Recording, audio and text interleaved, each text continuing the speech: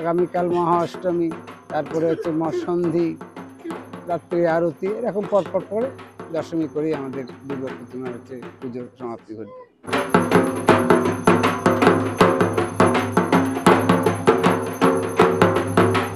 বোধনের ঘটে যেটা আমাদের প্রতিষ্ঠিত হয়েছিল গতকালকে, সেখান থেকে বিল্লবৃক্ষ থেকে কলা বইয়ের নবপত্রিকাকে নিয়ে এসে স্নানের মাধ্যমে চক্ষুদান, প্রাণ প্রতিষ্ঠা, তারপরে আনুষ্ঠানিক পুজো অর্চনা, অঞ্জলি, তারপরে হচ্ছে বস্ত্রদান, এরপরে এইভাবে একটার পর একটা আমাদের আনুষ্ঠানিকতা চলবে। তারপরে দুপুরে হচ্ছে মায়ের অন্নভোগের ব্যবস্থা আছে, হ্যাঁ, ব্যঞ্জন, অন্ন, পায়েস, লুচি টুচি এসব দিয়ে হবে।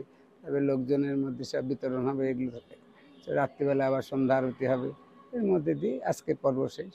এভাবে প্রতিদিনের ন্যায় আজকে আগামীকাল মহা অষ্টমী, তারপরে হচ্ছে মৎসন্ধি, রাত্রি আরতি, এরকম পরপর করে দশমী করেই আমাদের দুর্গা প্রতিমার হচ্ছে পুজোর সমাপ্তি ঘটবে।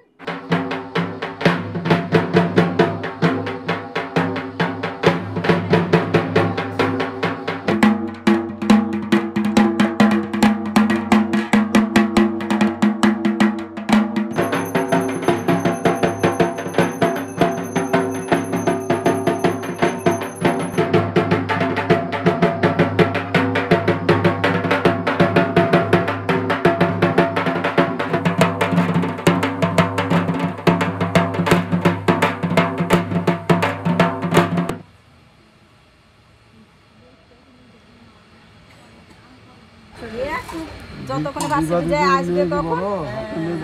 হ্যাঁ, এই যে মেয়ে আমার এটার পরে যে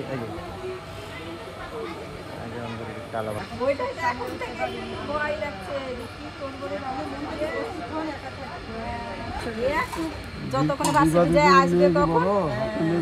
হ্যাঁ, এই যে মেয়ে আমার দাদা, ওরও একটাই মেয়ে, একটাই মেয়ে, আমাদের একটা মেয়ে।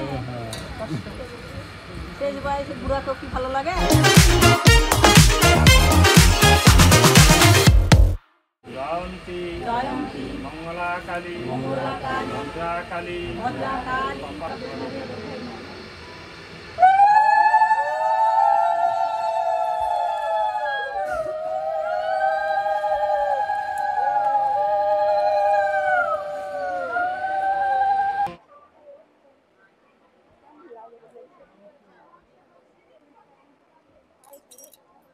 হ্যাঁ